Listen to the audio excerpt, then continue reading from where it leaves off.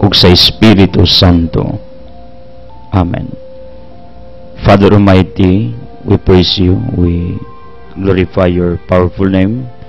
For this another wonderful day, I ask pardon, apology, forgiveness for all our transgressions and trespasses. Amahan, I pray for our benefactors, donors, supporters, the people who are working behind of this ministry. Panalanginin sila, Amahan. I pray for our church authorities. Bless our government officials, San Miguel Cable Network, Radio Hagna, DTV Cable Ubay, Radio Ubay, Bohol Cable TV Valencia, Bantay Radio Kalikasan ni Mayana, all our towers, frequencies, hook up sa local and satellite.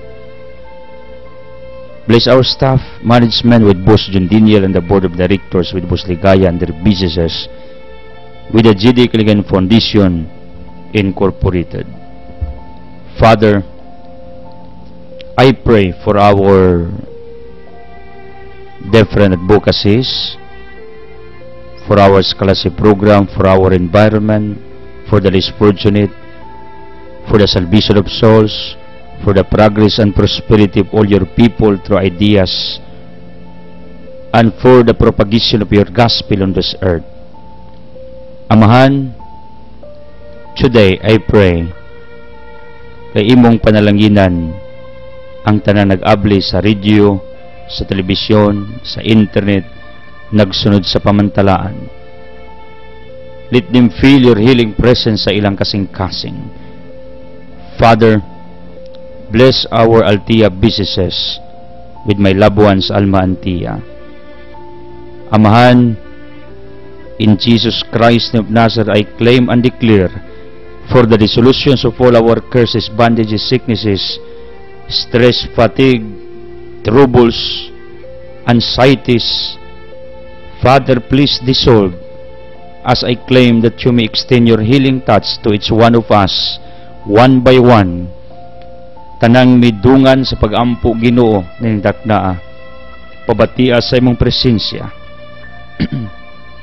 Labi na sakit sa utok, matalong baba, liyo kasing-kasing, sa atay, sa baga, sa kidney, reproductive organ, tissues, masusa sa bukog, sa pad, sa dugo, chemical imbalance, immune system, nervous system, head to foot. Father, please redeem, restore, repair. Come, Holy Spirit, Veni Sanctis Spiritus. Santa Maria San Jose, Padre Pio San Vicente Ferrer, uban ni San Pio, San Teresa de Calcuta, San Maria Escriba, Tamas, Diaconis Agustin, Opipo, Chofido Camumot, San Pedro Calungsod sa Laruin sa Ruiz, Fulton Sin, Patrick Piton, Venerables, Paula Anthony, all saints, venerables, blessed, our loved ones in heaven, please be with us, pray for us, in Jesus' name, Amen. Ang atong Ebanghelyo karong adlaw, sumala ni San Lucas, Kapitulo 9, 51, ngadto og 56.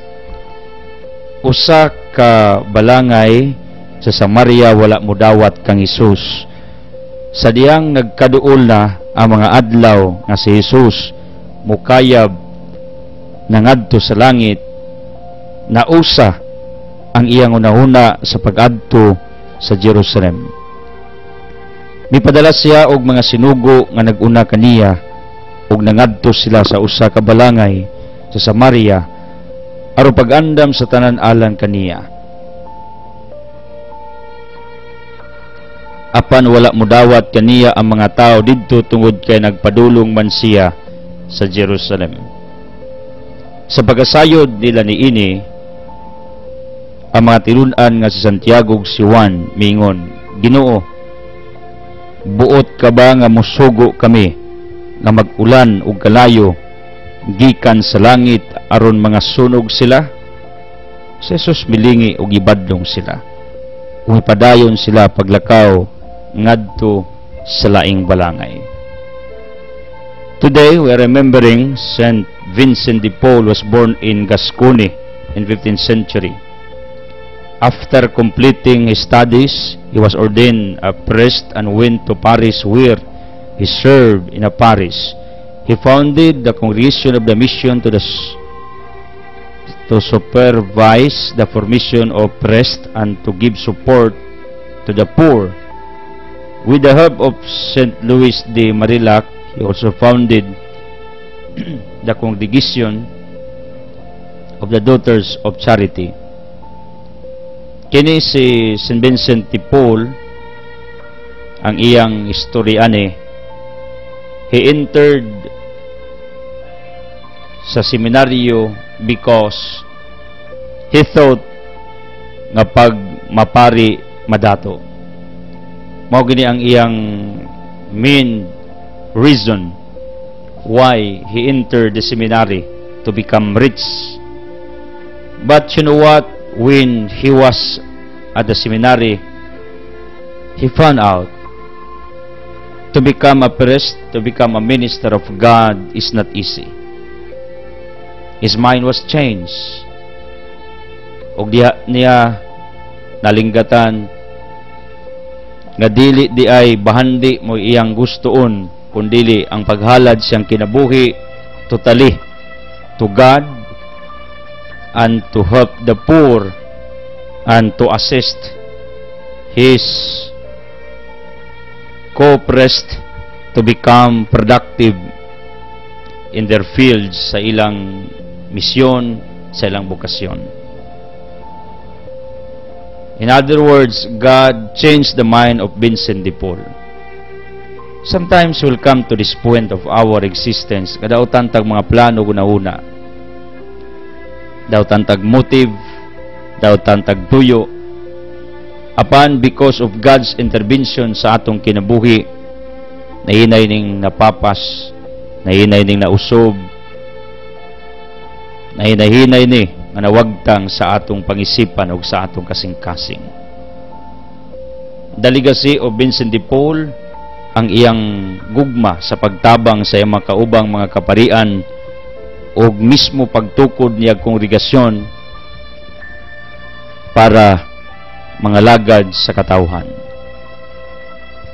Mao ni ang nindot nga kinaiya nga atong kopyahon ni St. Vincent de Paul, ang iyang gugma sa pagtabas makabus ug ang iyang gugma sa pagpangita paglain nga mga lagad sa katawhas Ginoo. Hopefully, we can possess also this kind of attitude sa atong kinabuhi. Andam tag motabang, mangita tag mga tao to serve our Almighty God. Like what Vincent de Paul did, he founded a congregation to produce more servants of God. Vincent de Paul, please pray for all of us nga tandugon sa Ginoo nga mong kasing-kasing. Nauna, ang focus namo maayo para siyang himaya. Iampo ming ni mga sakit, mga problema, mga pagsulay, mga gipas-an sa kinabuhi. In Jesus' name, Amen. Hallelujah. People of the living God, thank you for joining us. Again, present givers, thank you for your faithfulness and loyalty. I feel newcomers to join on this ministry. Kung galing ikaw mana, please start it today. And my book is available at Altia Religious Section natin yung binahan, Pure Tablia o Herbal Coffee ni Madam Flor plus Haplas o groceries. Isnakan ang Pans Carolina na as Altia iyang gi-display mo nang visit us Altia diha dool sa Ilianil dool sa Tennis Court or Hagna Municipal Hall.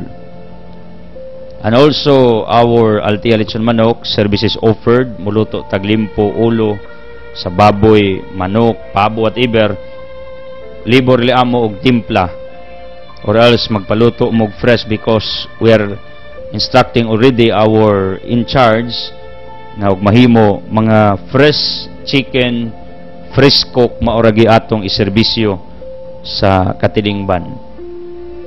And keep praying for our Altia farm for more fruits and development. more investors to support us para sa atong mga plano, because I do believe nga atong mga gi-establish nga mga businesses mao ni ang mosweldo nining ubos nga lagad para dili kulisdan sa unsa akong gibuhat matag adlaw.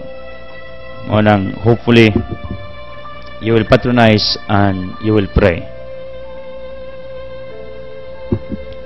Our present givers, thank you to Senre Turalba, Philip Lungay of Canulao, Tony Madira, 8 years na ni nagtabang nato. Tay Tony, pagpalain ka for your undying support sa atong ministeryo o sa saligi nato na.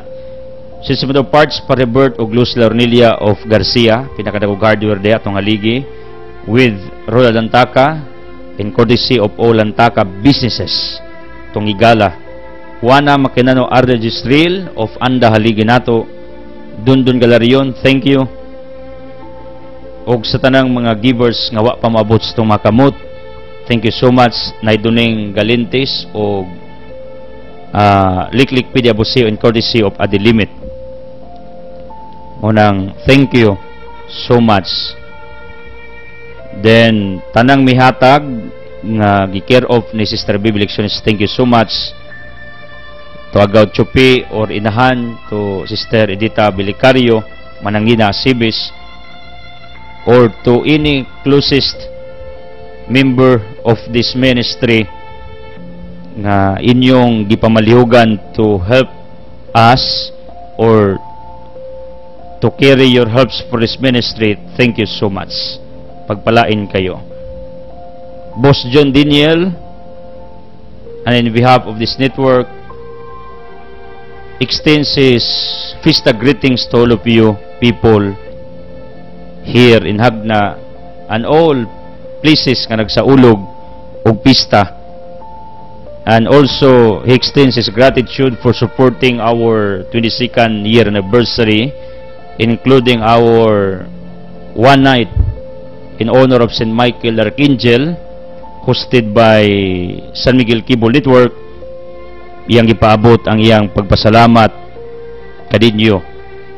And our outreach and feeding program in behalf of the GD Kaligan Foundation will be held soon here in Hagna. Mao na kung gusto mo dit og bugas, canned goods, noodles, our office is open for you. Drop here at San Miguel Compound or sa atong gwardiya or wherever you want to drop it sa ato bang mga sub-offices sa atong network or atong tindahan. Drop your helps. We need you. We need it. Mao nang thank you sa inyong pagsuporta sa atong krusada para sa mga less fortunate. Usas tulungan sa Hagna atong tamakon para atong tudluan unsaon para maningkamot. I'm here today to remind all of you nga mamista ta sa among mga silingan. By the way, mao nang akong invitation ninyo. And then ako san nga gipaabot nga na kaninyo other people nga kining atong ministeryo 8 years na, og niining 8 years nato nga ministeryo namunga ni pag-ayo. In fact, one of the proofs, ang Radio FM sa Gindulman allowed our ministry to have our broadcast, and it started last Sunday. Thank you Dumi og Judith Kasukot Galinato for the privilege given to me og ni Pare Angel Bersabe tungod ni sa ilang paghatag na ako kay gayunan nga makawali ko sa local FM sa Gindulman. And we have many expansions, hookups sa atong network in some provinces. Mao nang thank you sa inyong pagsuporta, pagampo nga namunga pag-ayo ang atong ministeryo. For your information, mao nang thank you sa mga tao nga naningkamot aron nga ang ebanghelyo sa Ginoo maimantala. speaking of our gospel, nagisgot ni may tungod sa mga tao nga wa mo dawat ni Jesus Christ, one of the barangays or balangay, original name of barangays balangay, came from a boat or bangka. Wala mo dawat ni Jesus Christ unto His messengers. Tungod kay si Kristo padung man sa Jerusalem. In John chapter 4 verse 9, kini manggong mga taga Jerusalem o taga Samaria dunay conflict to each other. Dili maayo ang ilang relasyon. Since Jesus was a Jew, mao nang kining taga Samaria dili kaayo kampante ni Kristo. Ngano tungod ni sa ilang grievances, tungod ni sa ilang conflict of interest, kaya mga Hudiyo manggod claimed nga sila lamang ang maluwas. Unya outside Jerusalem may impierno na tanan. Unang labihan ang hinanakit sa mga Samarianos tungod sa ilang nadungog nga claim because of exclusivism mentality sa mga Hudiyo. Mo nang di gid sila magkasinabot. Di sila magkauyon. But you know what? Jesus tried to reconcile this gap, this conflict. And this is God that I am believing na iyang i-reconcile ang mga naguba nga mga relasyon tali nato nga dugadiya because of our sins. According to Agustin of Hippo, sin is contrary to eternal law. 1 John 3:4, it separates us from God, although God is not separating us. Only human beings are separating from God. This is the truth about sinning. Pero you know what? God initiates, God moves in a mysterious way just to connect to each one of us, just to reconcile this gap because of our sins, in order to connect us again to Him. And not only our relationship toward Him that God is repairing or God is redeeming, but our relationship towards other people around us. God wants us to reconcile to our enemies, to the people who are apart from us, to the people who are keeping away from us because they are hurt, they are insulted, they are disappointed, they are depressed, probably because of our ugly attitudes, poor attitudes that we are showing day by day of our existence. That's the reason why there are people around us who are keeping away from us. Sometimes I agree with this principle. Why some people are not joining in our crusade, in our cause, in our group, civil or religious?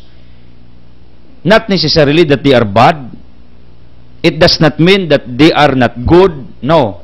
Probably according to a certain study with regards to this situation, probably there is something wrong inside of our group, of our team, of our what they call organization. That's the reason why there are people around us nga hesitant, reluctant to come to join with us. Not necessarily that they are bad. And this is what I believe also.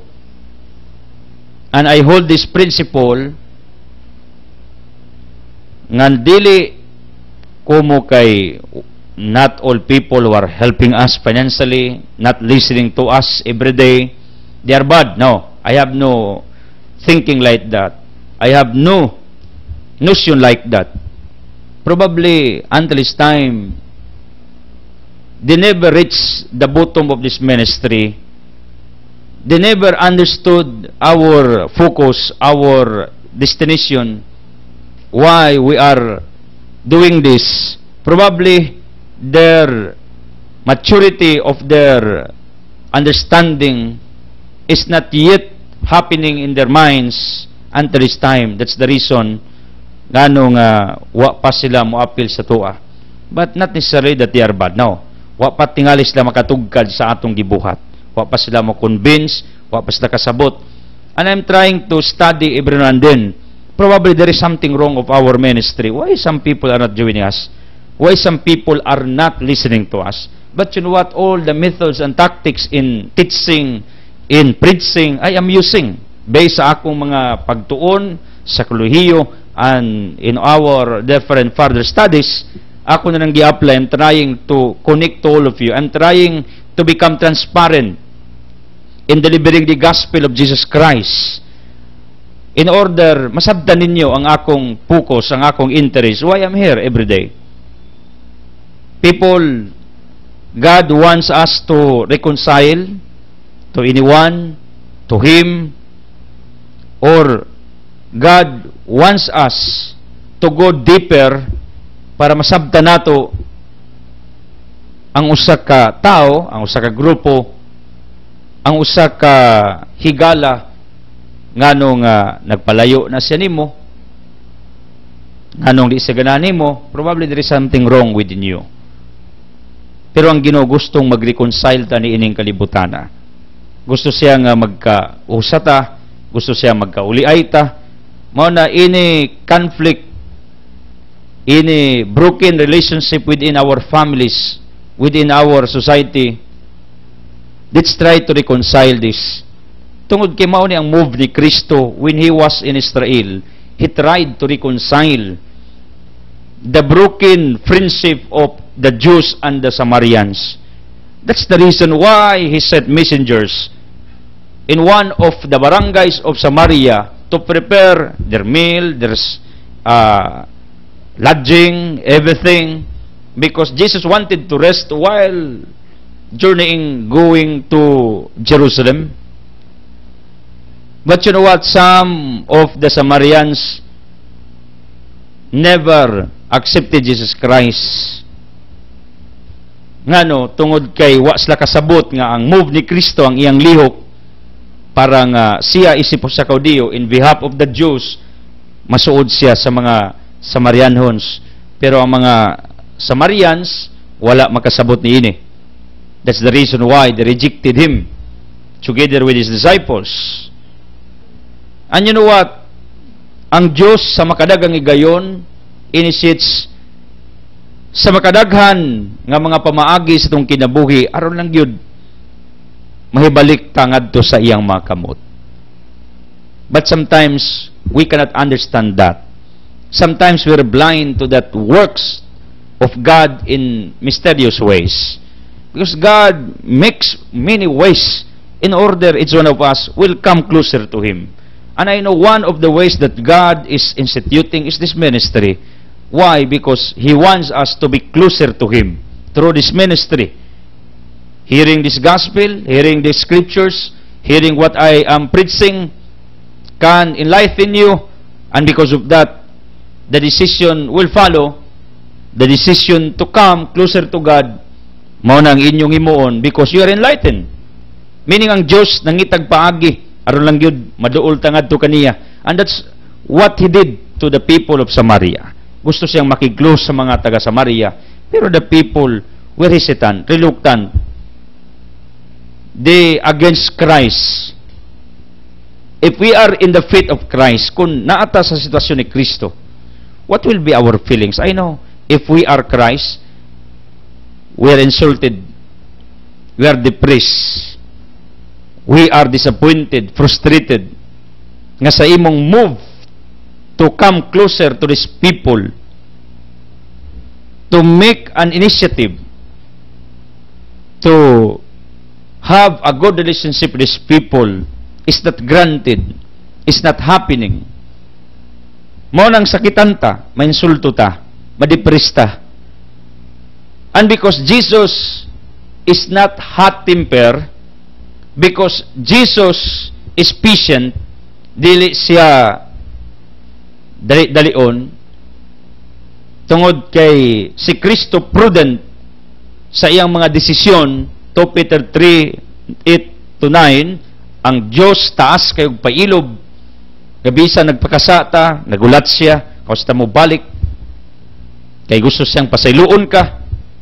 Mao ni rason nganong wa gid siya muriak pag-ayo despite of the rejection of the Samaritans toward him and his disciples. But look at what happened.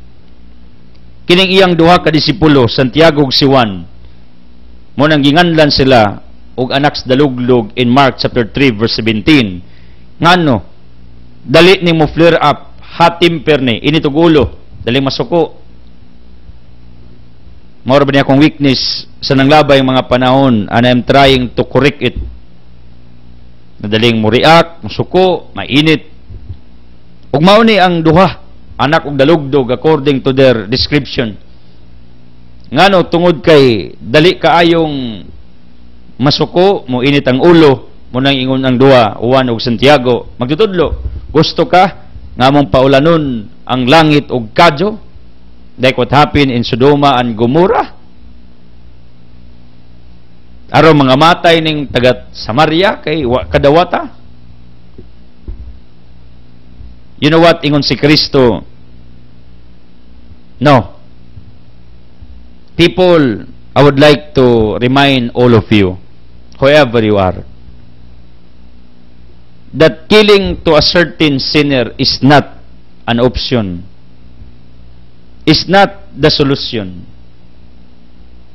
Is not the answer to solve our what we call problems in our society.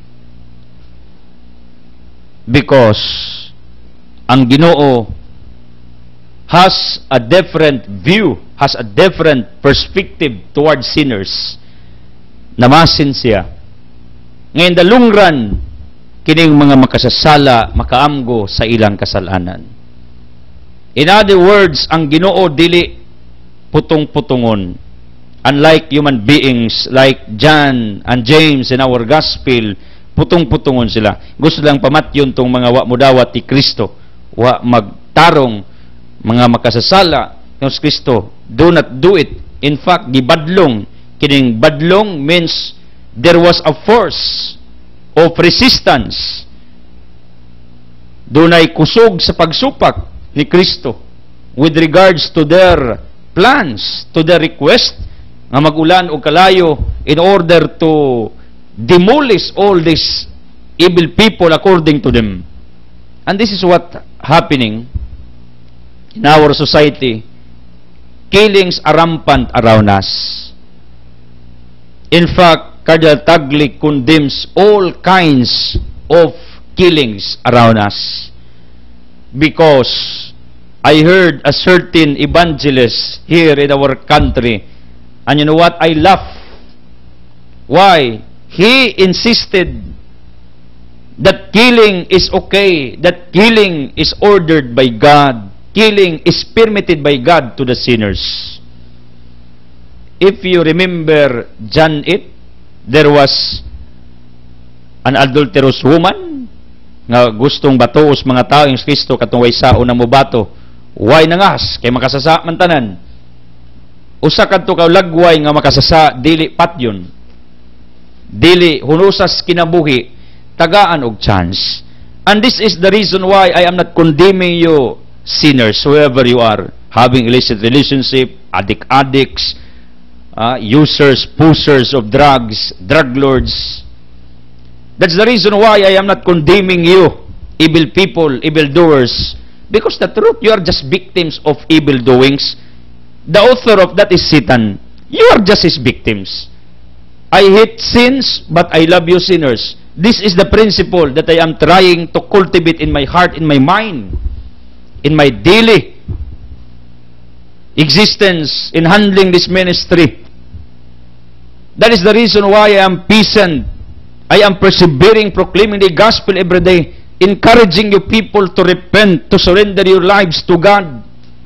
I am not forcing you. I am not holding your individual neck just to repent.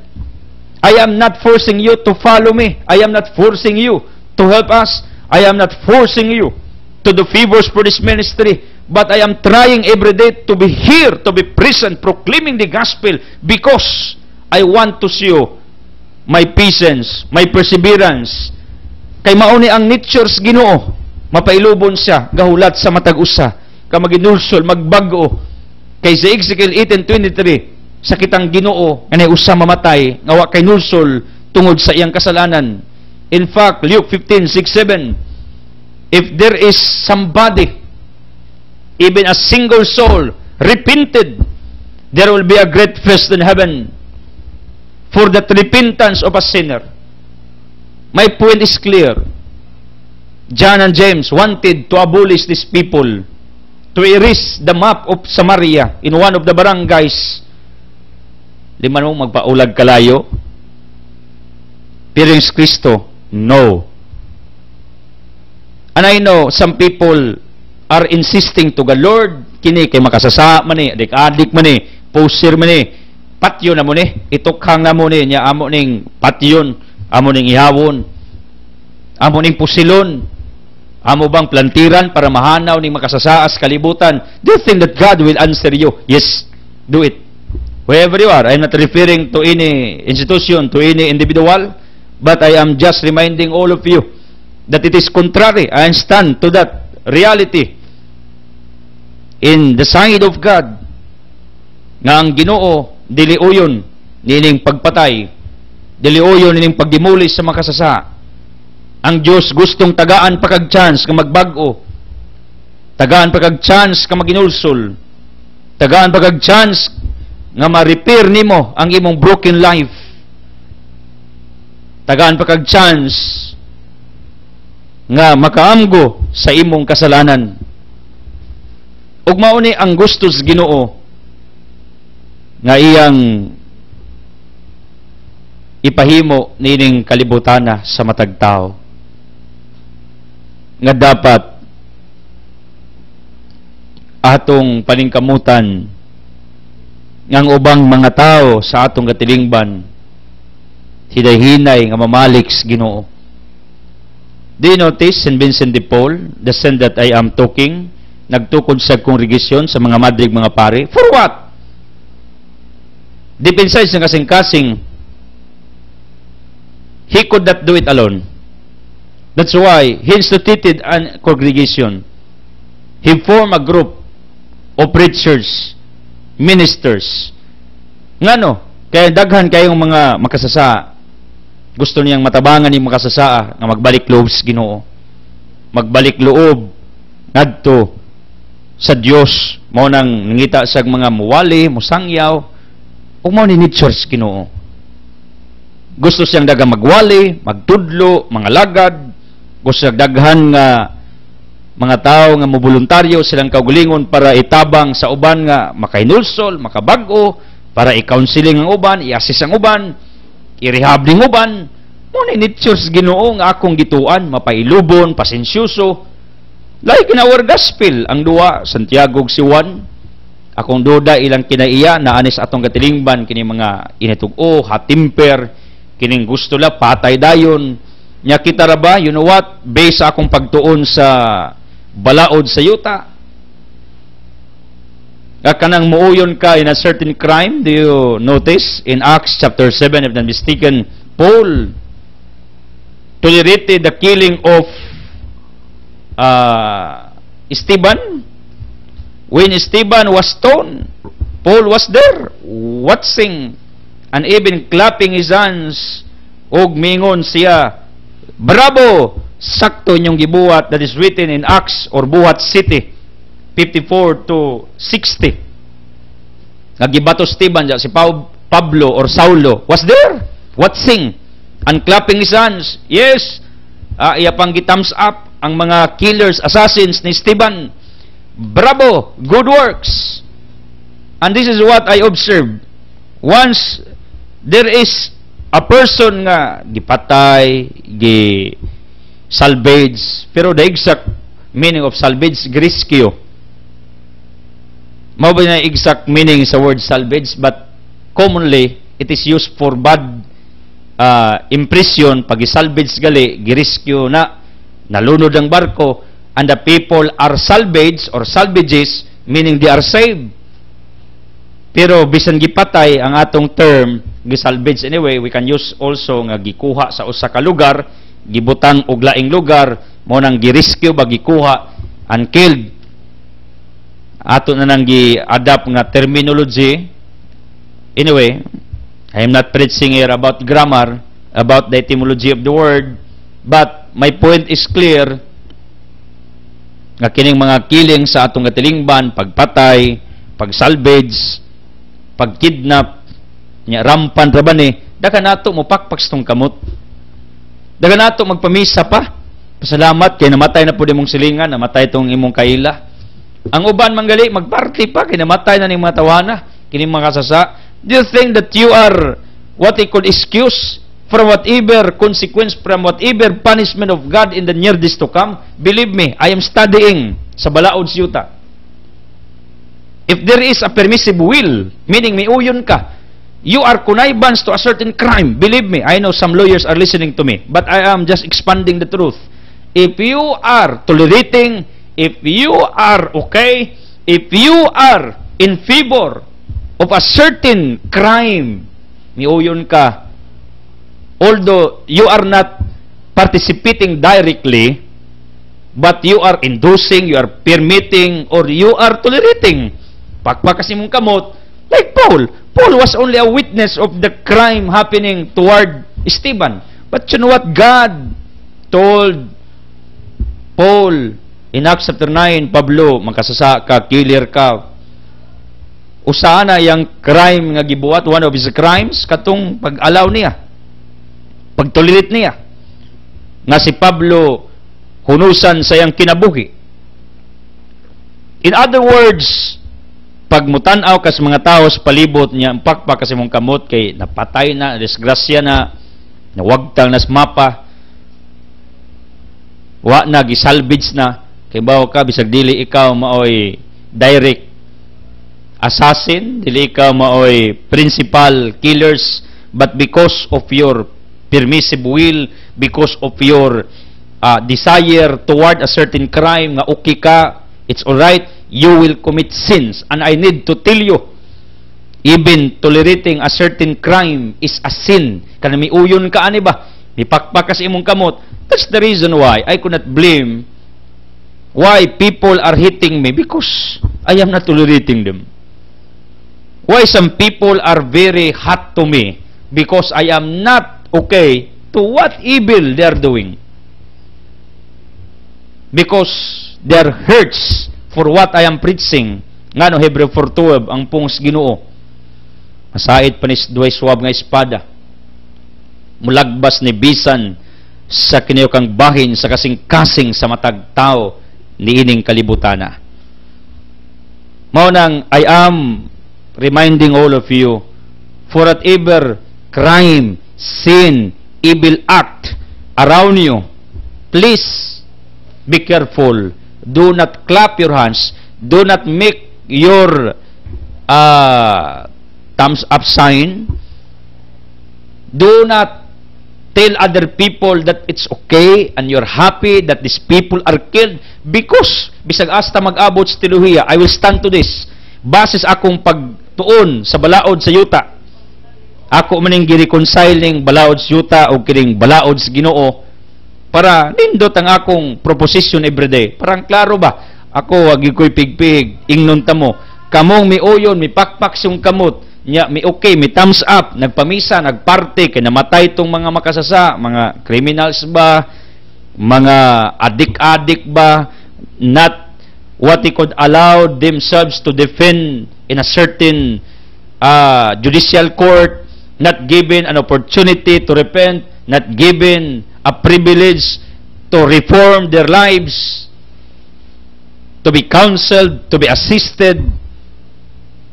You know what? Naaman is prinsipyo unta, even sa atong batakang balaod, that those who are implementers of the law, those who are implementing the law, you need to have this principle of maximum tolerance. What is maximum tolerance? This is the attitude of God. This is the nature of God. Maximum tolerance. From the word maximum, opposite minimum, gamay. Maximum means bigger. Dako. Tolerance mean kanang pag-uyon ba? It does not mean nga, miuyon ka, kundi ang concept is maximum tolerance, nga pasensyaanin mo ng tawa na, hangtod makaamgo, pangitaag paagi nga mabutan, pangitag paagi nga marihab, pangitag paagi nga matarong ang iyang kinabuhi.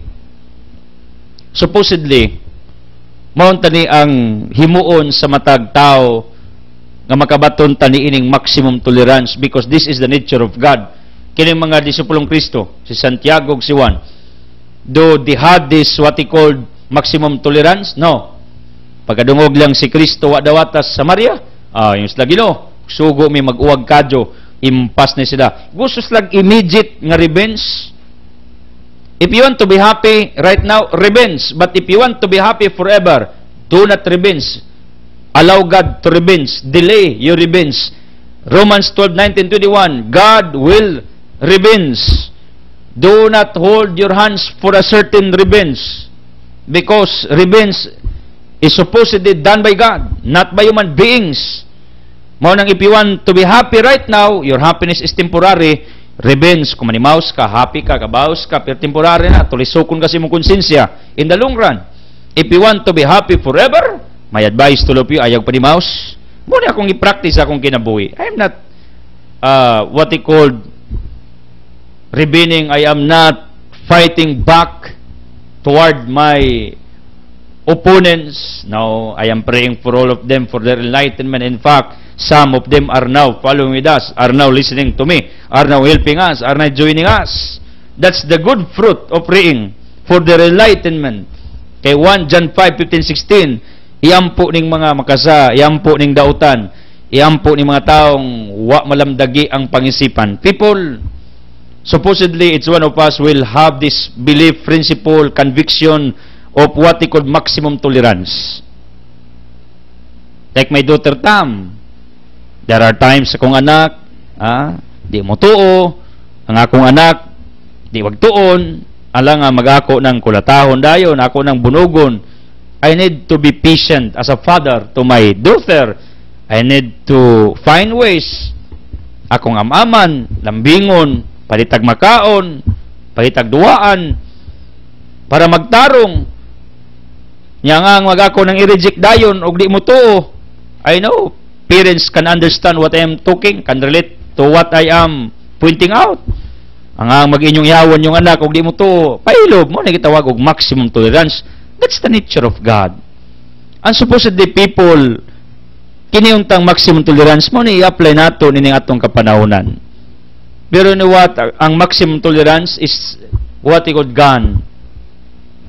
Minimum tolerance is rampant. Proof, killings are happening. Vengeance is now occurring.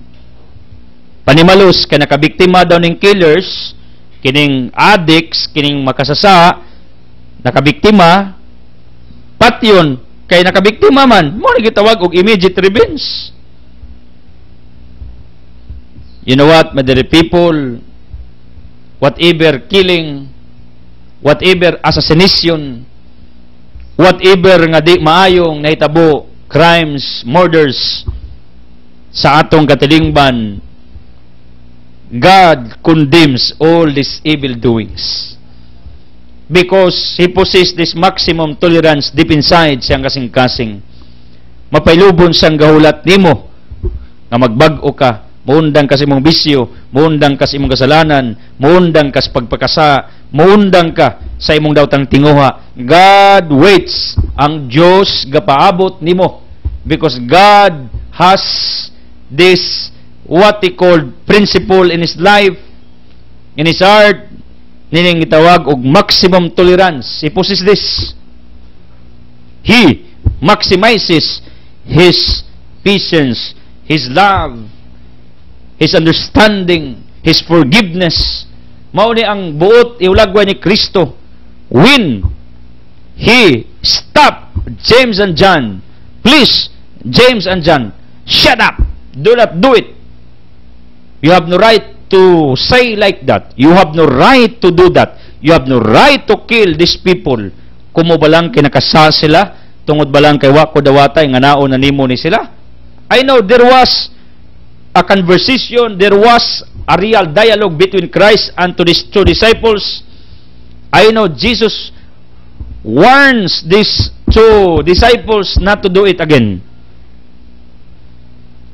Mo ni kinayag tao dali-dalion, dali masuko, maitok, maradinyo, kadungog lamog chismis, gamay tuudayon, dali-dalion kayo mo conclude why some people who work with us in the past years are now gone. They are not here because they heard few comments, few heresies, few what we call rumors. They immediately believing on it. They embrace on it. They close their minds and they jump into a conclusion. No more chance. What they heard is what they heard. Mao na to. Mao ni mga taong dali-dalion, mga taong daling mutuo, daling patuhuon. Ako bitaw nagwali mo ko kadadlaw, pamasin kay na may ubang mataong daling mutuo. Unya wa man sa kumamugos nga mutuo mo nako dayon. Wa sa kumamugos nga mutuo mo sa ebanghelyo dayon. Wa sa kumamugos magbag-o mo dayon, mobalik mo sa dayon. Mao ta nagwali ko kadadlaw kay ngano, namasin ko may adlaw rang makaamgo mo. Kay lisod ding tao pagpugson. Lisod ding tao pag atong dali-dalion. Mao ang Dios dili gustog half-baked. God wants you to repent fully, totally, heartily, with all your convictions, with all your hearts, with all your minds, because ang Diyos is not willing to hear your what they called half-baked repentance, half-baked transformation. Dili ganahan sa magtanawa na gusto siya kanang buo ba, tinuod yun ba, diniyos yun, kasing-kasing yun, nagbag-o ka, nagidulsul ka, nag-usab ka, misurinder ka sa imong kinabuhi, gusto siya nga kanang kinasing-kasing, dili half-baked. Ug mao ni ang gustos Ginoo nga paabuton sa matag tao nining kalibutana nga maginulsol, magbag-o, wa napugos kanang kusang loba, due time na nagrepent, nagbag-o, naginulsol. Ingana ka mapailubon ang Dios tao. Sus, dali kayo mutuo. Mailad manggali, mga scam bitaw. Why they lost a lot of money? Because they believe on scam. Why there are pregnant women without husbands? Kaya dali patuhuon. Nga, labi nagwapo mo eksplikar. You know what? Sugot dayon, kaya dali patuhuon. Dali matubala ilaron. Dali kayo paraygan. Ingana ta kadali-dalion pag muhimog desisyos kinabuhi, mga babae, sugot dayon, wakibong minyo ba to? Pag nabuntis na, mapaimahay, lakilag, naguba ng kaugmaon. Anyway, bisang naguba na, napay chance ma-repair na, basta magbag-o ka. Primero, disgrasya, ikaduha, tinuyuan na. Ikatulog, grasya na, matupanila, kaya nagbalik-balik na. But there people, ang concept na ako, pagtawag, dalion, dali masuko, daling mukom, daling mutuo, kadungog tag-chismis against tong silingan, manabi dayon ta, kay mutuo ta dayon, kadungog galitag mga hearing sa TV, bisag mga gitawag natog frame up, or else, bisag makita nato nga mga pangbayra ng mga testimonies to dayon ta. Ingana ta kadali-dalion, pag masakitan ta gusto ta bawas dayon, pag insulton ta insulto pud ta dayon para makabawas dayon. Ingana ta ka madali-dalion sa atong kinabuhi. Pero ang Ginoo is very opposite. Taas sa kay pailob nimo, taas sa kay pasensya nimo, taas kay siya ug paabot nimo, taas kayo siya ug lugway nimo. Ngano? Tungod kay namasin ang Ginoo kung kabaw pa ka taas yag tugway nga pisi. Kasuway sa kog balig kabaw, kanang may kabaw, dapat taas og pisi para daghag masabsab ng imong kabaw. Baka ba, kanding ba, tugwayan og taas parang busog imong kabaw. Kay tingali diha wa kayo sagbo to sunahan mo nang tugwayan para makaadto sa unahan. Ug putong-putungon kang tag-iyas kabaw, magniwang imong kabaw, di na mo tambok. Kay mo na igaid punas lubi. Adi nira ka. Ayon ang adto. Sometimes ingana atong kinaiya putong-putungon ta pero ang Ginoo tugwayan ka, bisan kasa ka, pasiluon ka, bisan pag nasayop ka, tagaan kag chance nga makaamgo ka, bisag napalpak ka, tagaan kag chance nga imong bangonon pagbalik ang imong kinabuhi. Ingana ang Dios ka mapailubon. And do you think God is happy watching people died on the streets? How dare you to say that? Who are you to conclude like that? Deuteronomy 32 verse 39. Ingon ang Old Testament, ang tag-iyas kinabuhi ang Dios mo na yung Ginoo. Ako lamang ang may katungod sa pagkuwas kinabuhi, ug ako lamang ang may katungod sa paghatag kinabuhi. Meaning, to give life and to kill is the work of God, not by man, not by anyone on this earth. Mao ni ang trabaho sa Ginoo, paghatag sa kinabuhi, pagpatay. Kasi may tagiya. Ang tao, kita ba tagiya sa kinabuhi? Dili. Mao ni rason nganong miingon si Kristo ni James ug John, hoy, James ug John, hilo mo. Kasi gusto ninyong pawanag kalayo ng Samaria. Anong inyo man ang patyon dayon? Kumo ba kay nagpakasa? It was an awakening call for His disciples nga dili mo flare up, dili hot-tempered, dili dali-dalion sa ilang desisyon. Mao nang kita sa atong kinabuhi gi-remindan tas Ginoo karon ka dapat sa atong mataglihok atong i-discern atong pamalandungan, atong ampuan before making a certain decision in life. Di ta mag-ditso-ditsog desisyon, di ta mag-ditso-ditsog hukom, di ta mag-ditso-ditso og himog usa ka lakang, then at the end ang pagmahay, pagbasol, mao ang atong matagamtaman. Regrets are always at the end. Mao nang ang mas nindot kundi kadali-dalion. You know what? Ako, kung na ako'y tukuron nga usa ka butang, I prayed it for how many months? Until 1 year. Mao nang akong gibuwat. Kaya nag-practice kong dili magdali-dali. Sometimes my wife corrected me, Edsel, why? You are so delayed in doing this. Di na lang kumusumpay because ako mismo may naibawas kong kagulingon. Nga na ako'y timing, na ako'y mga senyalis, nga giwat o gipaabot, when to start, when to do it.